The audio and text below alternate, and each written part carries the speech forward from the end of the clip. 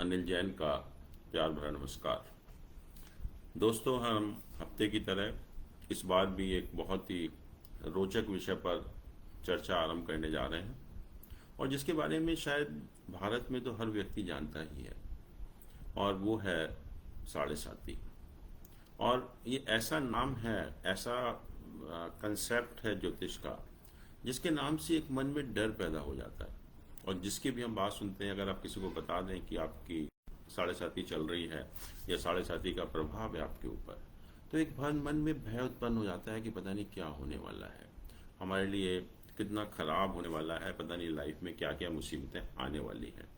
हम इतना डर जाते हैं इससे, और एक हमारे अंदर एक फियर साइकोसिस जिसको हम बोलते हैं वो डेवलप हो जाता है। और हर व्यक्ति इतना डरता है साढ़े साती के नाम से कि बहुत से लोग तो बिल्कुल वाकई में कांपने लगते हैं कि पता नहीं अब क्या मुसीबत आने वाली है। और दोस्तों, हम इसी विषय पर अपनी चर्चा आज आरंभ करने जा रहे हैं। और मैं बताना चाहूँगा कि जो डर की बात है, जो हम लोग डर रहे हैं, हमको इतना डरा दिया गया है, वो गलत है बिल्कुल। और आप देखेंगे जब हम डिटेल में चर्चा करेंगे इस विषय पर कि शनि बहुत ही एक अच्छा प्लानेट है, it's a wonderful planet, and it wants you to lead a disciplined life, it wants you to lead a comfortable life, it wants you to improve the quality of life। इसके अलावा कुछ नहीं करता। और अगर हम शनि की ब्लेसिंग ले लें तो हम अपने भाग्य को किसी भी सीमा तक पहुंचा सकते हैं। इतना अच्छा ग्रह है और हमने उसको इतना खराब एक समझ लिया है, या ज्योतिषियों ने हमें इतना खराब इसके बारे में बताया है कि हर व्यक्ति जो है शनि के नाम से बहुत भयभीत हो जाता है, बहुत डरा दिया गया हमको। तो जब हम साढ़े साती की बात करेंगे तो बहुत सारी चीज़ें, बहुत सारे पहलू हम इसके डिस्कस करना चाहेंगे।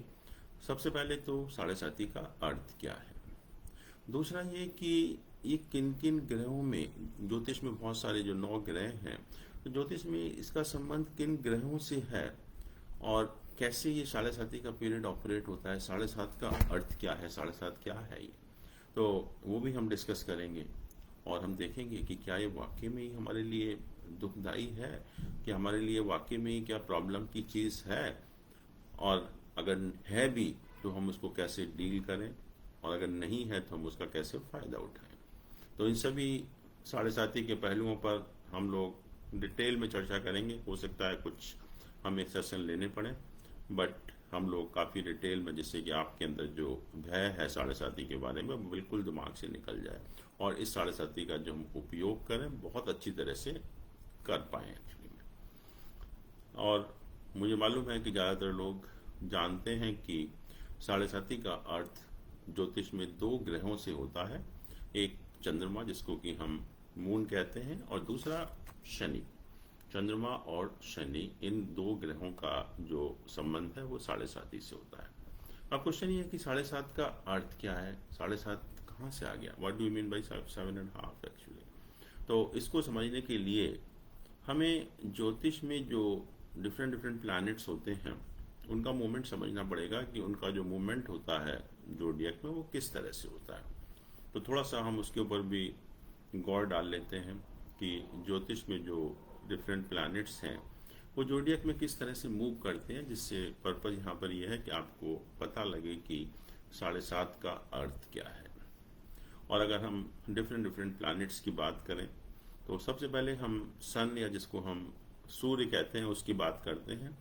सन जो है ज़ोडिएक में एक दिन में 1 डिग्री मूव करता है, और जैसा हम जानते हैं कि एक राशि 30 डिग्री की होती है, तो सन हम कहेंगे कि एक राशि में करीब 1 महीने तक रहता है, कभी 30 दिन, कभी 31 दिन जो है, और हर महीने राशि परिवर्तन करता है।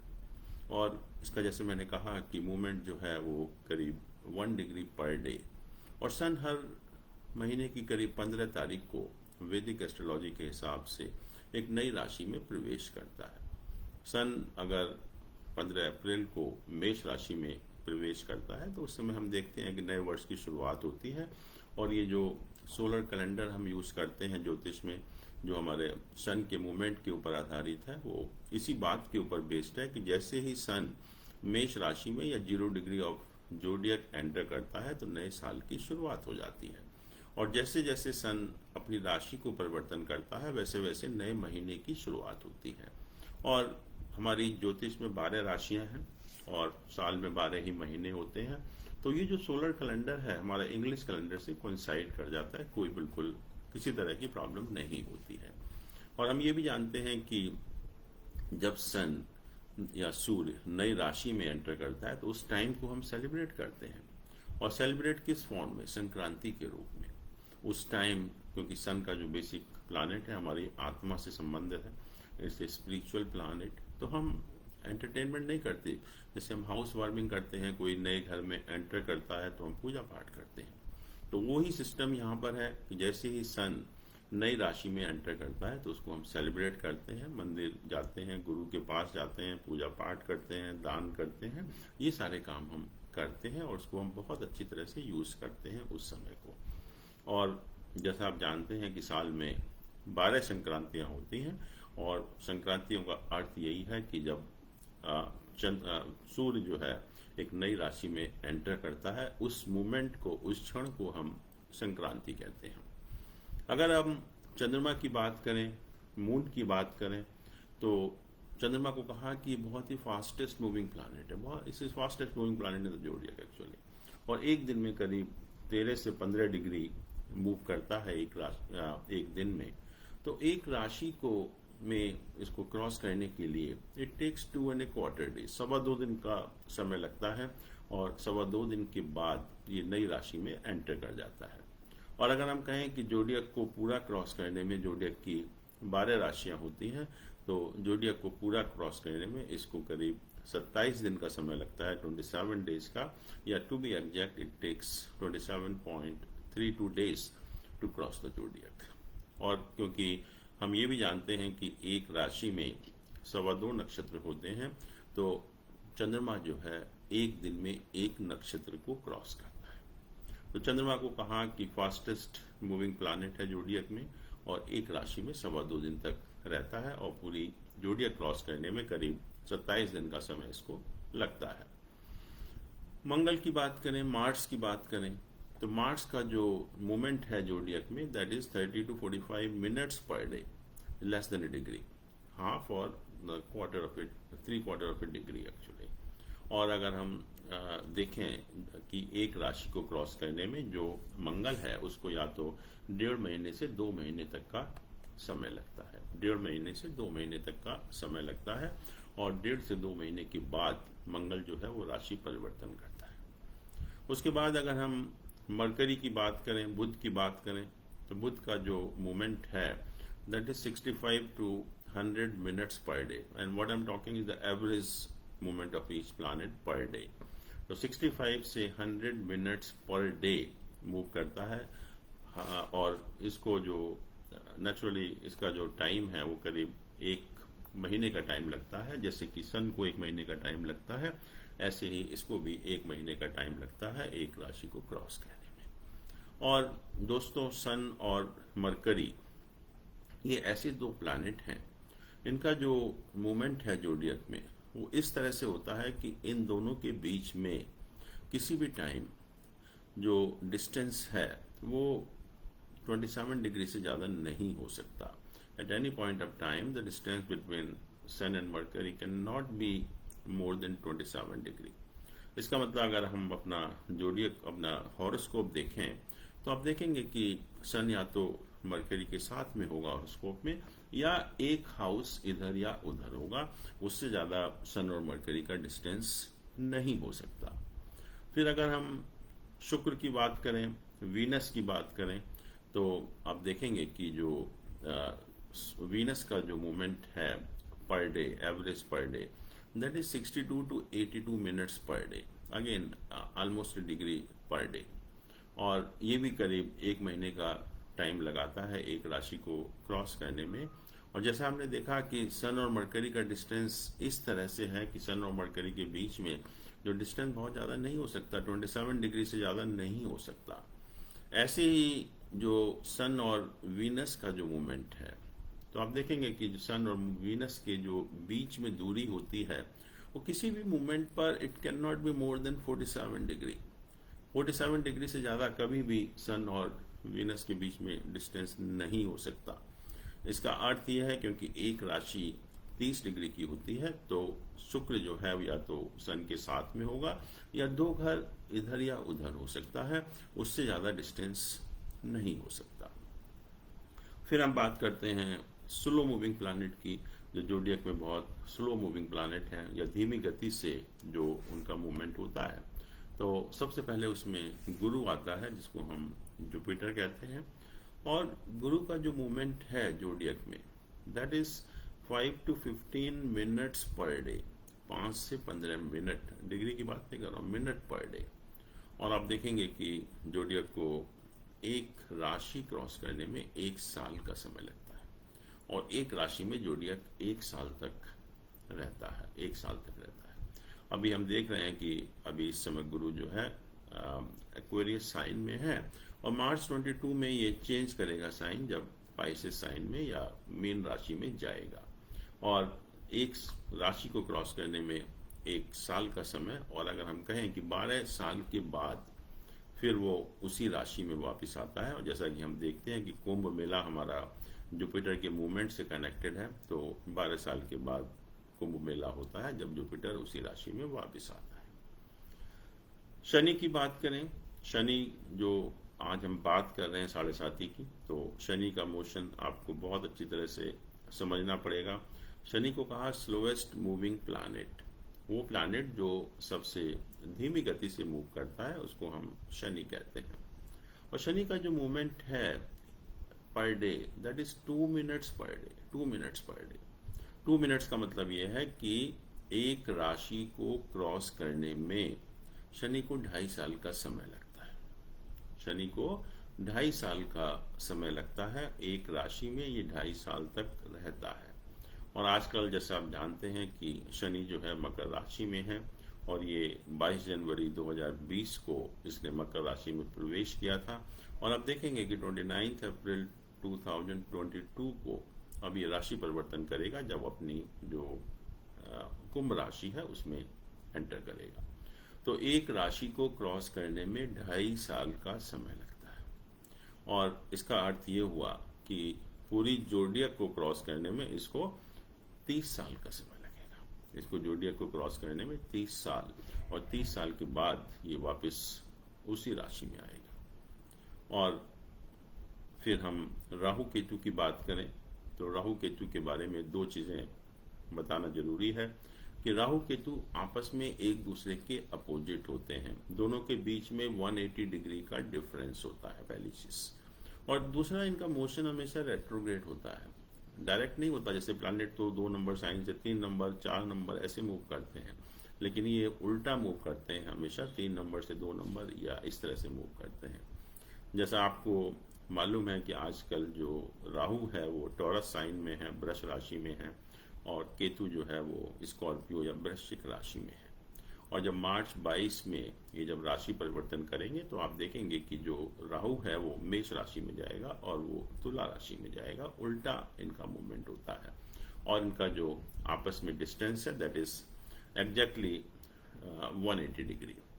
और दूसरा, जैसे मैंने कहा कि ये जो इनका एवरेज मूवमेंट है per day, that is 3 minutes per day. It means they remain in a sign for 1.5 year, 1.5 साल तक एक राशि में रहते हैं। और इसका अर्थ ये हुआ कि पूरा जोडियक क्रॉस करने में, 12 साइन क्रॉस करने में इनको 18 साल का समय लगता है। तो दोस्तों, ये तो बात हुई जो मूवमेंट है प्लैनेट्स का, और ये इसलिए ज़रूरी है जानना क्योंकि हम 7.5 की बात कर रहे हैं। और क्योंकि जैसे हमने कहा कि हम डिटेल में चर्चा करेंगे इसके बारे में, तो सबसे पहले मैं बताना चाहूँगा कि इसका जो संबंध है हमारे ज्योतिष में 2 ग्रहों से है, हमारा चंद्रमा और शनि, मून और सैटर्न। मून हमारे जो हॉरोस्कोप में प्रेजेंट है जिस राशि में, इसको हम नेटल मून कहते हैं। ये जो हमारे हॉरोस्कोप में जो पोजीशन है हॉरोस्कोप में, उससे हमारा संबंध है। और शनि जब गोचर में मूव करता है तब हमारा उससे संबंध होता है, ना कि राशि हमारे हॉरोस्कोप में कहाँ पर प्लेस्ड है। और जब हम 7.5 की बात करते हैं तो मैंने बताया अभी आपको कि शनि का जो मोमेंट है एक राशि में 2.5 साल का है, इसका अर्थ क्या हुआ कि हम जो 7.5 साल की बात कर रहे हैं, वो हम बात कर रहे हैं कि शनि का मूवमेंट इन 3 डिफरेंट साइंस, 3 अलग अलग राशियों में शनि के मूवमेंट की बात कर रहे हैं, जिसको कि हम 7.5 साल का समय होता है या 7.5 कहते हैं। 7.5 इसलिए क्योंकि शनि की हम बात कर रहे हैं, शनि का मूवमेंट इन 3 डिफरेंट साइंस। और जैसा मैंने कहा कि it is concern with the 2 planet mainly, one is moon and another is Saturn actually. तो पहले हम अगर बात करेंगे तो हम लोग थोड़ा सा डिटेल में चर्चा करेंगे इसके बारे में कि जो मून क्या है और शनि जो है ज्योतिष में क्या है। तो अभी हमारे साथ मैं देख रहा हूँ कि काफ़ी लोग जुड़े हुए हैं। मनीषा जी जुड़ी हुई हैं, विवाह पाठक, मैत्री जी जुड़ी हुई हैं, और शेष नारायण तिवारी जी हैं, और अमन सैनी जी हैं, और इनके कुछ क्वेश्चन भी हैं, बट उससे पहले भी जो है एक प्रश्न हमारे पास आया हुआ है, वो सुशील कुमार जैन जी का है, जिनका कि डेट ऑफ बर्थ 25 मई 1980 है, टाइम इनका 1905 है, और प्लेस इंदौर है। इन्होंने पूछा है कि मेरा फ्यूचर कैरियर और फाइनेंशियल पोजीशन कैसी रहेगी, और हमने इनका हॉरोस्कोप बनाया भी है। और हॉरोस्कोप बनाने के बाद हमने देखा कि इनका जो लग्न है वो स्कॉर्पियो है, और जो केतु है 4th हाउस में है, सन और मरकरी का प्लेसमेंट 7th हाउस में है, और जुपिटर जो है वो 3 मैलिफिक प्लैनेट के साथ में, 3 मैलिफिक प्लैनेट है, मार्स, सैटर्न और राहु, इसके साथ 10th हाउस में प्लेस्ड है। वीनस रेट्रोग्रेड होकर जो 8th हाउस में प्लेस्ड है, और मून जो है वो 11th हाउस में प्लेस्ड है।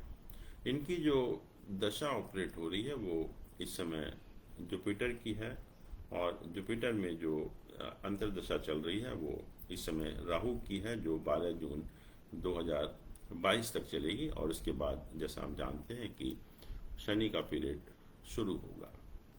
2 चीज़ें हैं, अगर हम फाइनेंस की बात करें तो नेचुरली हम 2nd हाउस को या द्वितीय भाव को देखते हैं। तो द्वितीय भाव का जो साइन है, वहाँ पर सेक्रेटेरियस साइन है, वहाँ पर कोई प्लैनेट नहीं है, और उसको वीनस जो है वो आस्पेक्ट कर रहा है।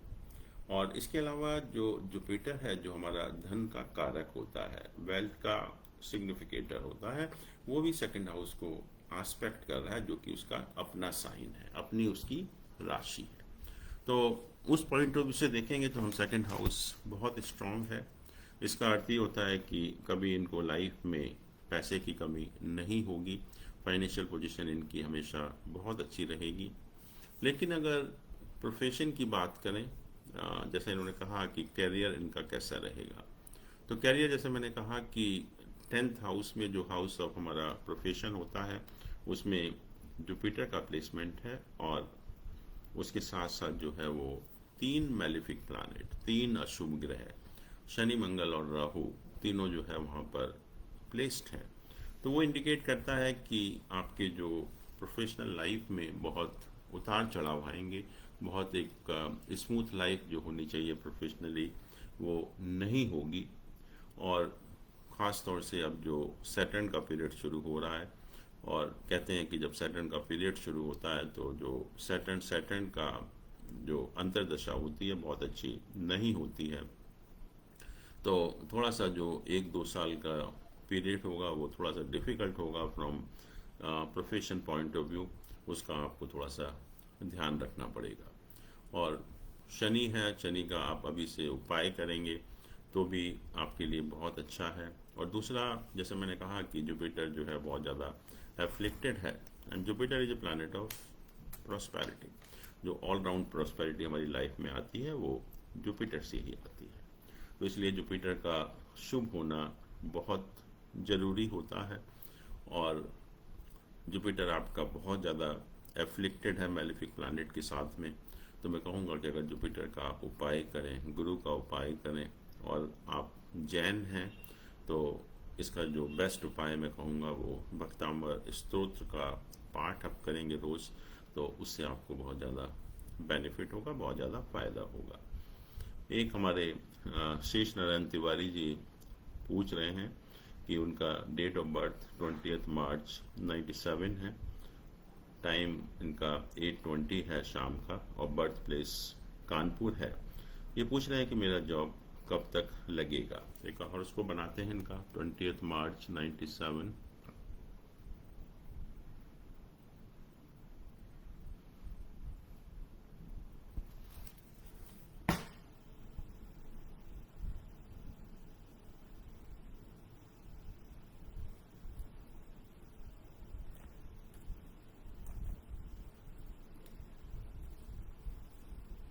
शाम का टाइम है इनका 8:20, 2020।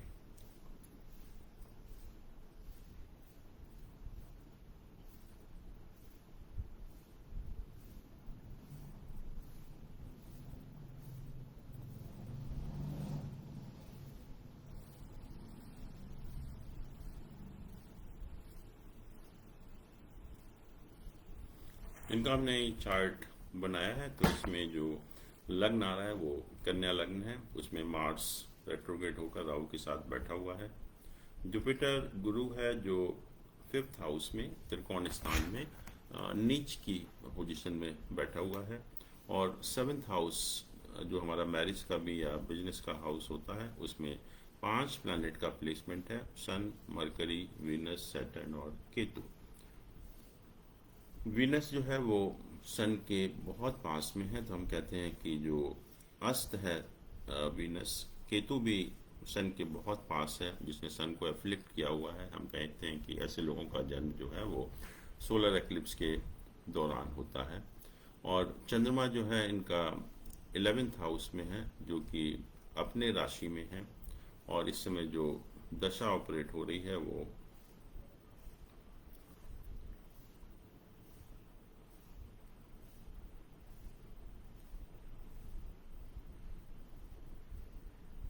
वीनस की दशा शुरू हो रही है, और वीनस में जो शनि का पीरियड चल रहा है, जो कि 16 सितंबर 2023 तक चलेगा। और जैसे मैंने कहा कि वीनस जो है वो सन के बहुत पास में है, एकदम कंबस्ट है, जो बहुत अच्छी पोजीशन नहीं मानी गई है शुक्र की। और इवन जो सन है वो भी बहुत ज़्यादा एफ्लिक्टेड है, वो केतु के साथ में है, तो वो सन को एफ्लिक्ट करता है। और इसी कारण जो है लाइफ में ये सब प्रॉब्लम आ रही हैं आपके। और सारे प्लैनेट का जो कंसंट्रेशन है वो 2 ही हाउसेस में है, लग्न में है और 7th हाउस में है। अगर हम जो जॉब की बात कर रहे हैं कि जॉब कब लगेगी, तो उसके लिए थोड़ा सा एक अगर हम दशमांश चार्ट को भी देखें, जो कि हमारा प्रोफेशन का चार्ट है, उसमें वीनस का प्लेसमेंट ठीक पोजीशन में है, और वीनस और सैटर्न आपस में 6-8 पोजीशन में है, जो कि एक बहुत अच्छी पोजीशन नहीं मानी गई है। बट इस समय जैसा आप देख रहे हैं कि जुपिटर का जो ट्रांजिट है आपके 6ठे भाव में है, और वहाँ से वो आपके 10th हाउस को आस्पेक्ट कर रहा है, लग्न को भी आस्पेक्ट कर रहा है। तो उम्मीद ये है कि आपकी जो नौकरी का जहाँ तक सवाल है, जब शनि जो है वो डायरेक्ट होगा ये, और जुपिटर डायरेक्ट होगा अक्टूबर के महीने में, तो अक्टूबर के महीने में आपका जॉब लगने की पूरी पॉसिबिलिटी है। अक्टूबर के महीने तक शायद आप ट्राई करिए, आपका नौकरी जो है वो लग जाएगी। एक क्वेश्चन पूछ रहे हैं अमन सैनी जी, इनका जो डेट ऑफ बर्थ है 19 फरवरी 1987 है, और जो टाइम है 2 बजे है रात का, और रूपनगर जगह है। शादी चलेगी या डाइवोर्स होगा? 1 मिनट हम और उसको बनाते हैं इनका।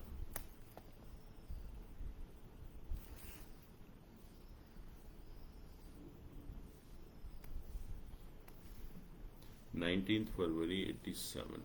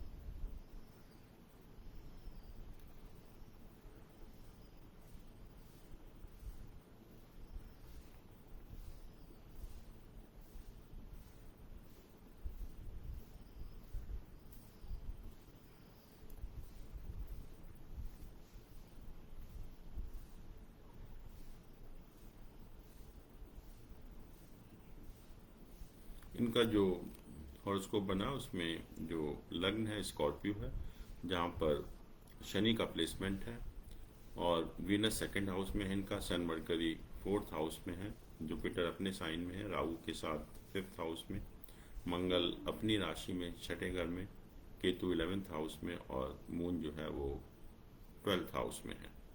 इस समय जो इनकी दशा ऑपरेट हो रही है वो जुपिटर की दशा है और उसमें राहु का पीरियड चल रहा है जो कि 5 मई 2022 तक चलेगा। और अगर हम इनका नवांश चार्ट देखते हैं तो वहाँ पर जुपिटर जो है वो 9th हाउस में प्लेस्ड है, अच्छी पोजीशन में प्लेस्ड है। तो और जैसा हम देख रहे हैं इस समय जुपिटर राहु का जो पीरियड चल रहा है, और जुपिटर राहु का पीरियड जैसे ही ये करीब अप्रैल 22 में ख़त्म होगा तो उस टाइम लगता है कि अभी कुछ दिन की प्रॉब्लम है, क्योंकि हॉरोस्कोप से कोई डाइवोर्स का या सेपरेशन का इंडिकेशन नहीं मिल रहा है। तो हॉरोस्कोप यही इंडिकेट करता है कि शायद ईश्वर यही चाह रहा है कि आपकी पोजीशन बिल्कुल ठीक हो जाएंगे, रिलेशंस नॉर्मल हो जाएंगे बिल्कुल, लेकिन थोड़ा सा 5-6 महीने का टाइम लगेगा। और जैसे ही जो जुपिटर का पीरियड ख़त्म होगा, जुपिटर राहु का पीरियड ख़त्म होगा, उस टाइम जो है ये पोजीशन आपकी ठीक होने लगेगी और उस टाइम चांसेस यही हैं कि आपके जो रिलेशनशिप है वो नॉर्मल हो जाएगी। तो इस टाइप की पोजीशन है। और दोस्तों आप इतने संख्या में जुड़ रहे हैं, आप हमारे साथ, बहुत अच्छा लग रहा है। और आप अपने प्रश्न जो है वो लिखते रहिए और हम लोग कोशिश करेंगे आपके प्रश्नों का जवाब देने की जो है। और हम अपनी जो चर्चा है, जैसे मैंने कहा कि 7:30 के ऊपर हम लोग बात कर रहे हैं आज, इसके ऊपर हम अपनी चर्चा को जारी रखेंगे। और जैसे मैंने कहा कि जो 7:30 का संबंध है हमारे 2 ग्रहों से है, चंद्रमा और शनि, और शनि का मूवमेंट 3 राशियों में। जब हम इन 2 प्लैनेट के नेचर की बात करेंगे कि नेचर में हमारे ज्योतिष में इन प्लैनेट के बारे में क्या कहा गया, तो आप देखेंगे कि मून जो है हमारा माइंड है, मन का कारक है मून। और सैटर्न ऐसा प्लैनेट है जो कि प्रेशर डालता है, माइंड के ऊपर जो है प्रेशर डालता है। तो कहते हैं कि जब कभी भी शनि चंद्रमा के पास आता है हॉरोस्कोप में, कहीं भी अगर जो चंद्रमा है आपके हॉरोस्कोप में उसके पास में आता है तो हमारे माइंड के ऊपर प्रेशर डालता है, हम मेंटल टेंशन में आ जाते हैं। और ये बेसिक नेचर है 2 प्लैनेट का कि जब भी शनि चंद्रमा के पास आएगा हमारा मेंटल टेंशन बढ़ता है, मानसिक दबाव हमारे ऊपर डालता है, जिसकी वजह से हम मानसिक तौर पर परेशान हो जाते हैं। लेकिन दोस्तों हम देखेंगे कि मानसिक तौर पर परेशान होना अलग चीज़ है, लेकिन जहाँ तक इसके रिजल्ट्स का सवाल है 7:30 का, वो ज़रूरी नहीं है कि रिजल्ट ख़राब होंगे। ये अपने मन से धारणा निकाल दीजिए कि 7:30 ख़राब होती है। 7:30 बहुत अच्छी भी होती है, जो हम अगले बार देखेंगे और इसके ऊपर हम लोग चर्चा जारी रखेंगे। आप सबका बहुत बहुत धन्यवाद जुड़ने के लिए। और आप अपने व्यक्तिगत प्रश्न हैं या ज्योतिष के बारे में भी कोई प्रश्न है तो आप प्लीज़ आप लिखते रहिए और हम लोग पूरी कोशिश करेंगे उसका जवाब देने के लिए। दोस्तों आपका बहुत बहुत नमस्कार। Thank you so much.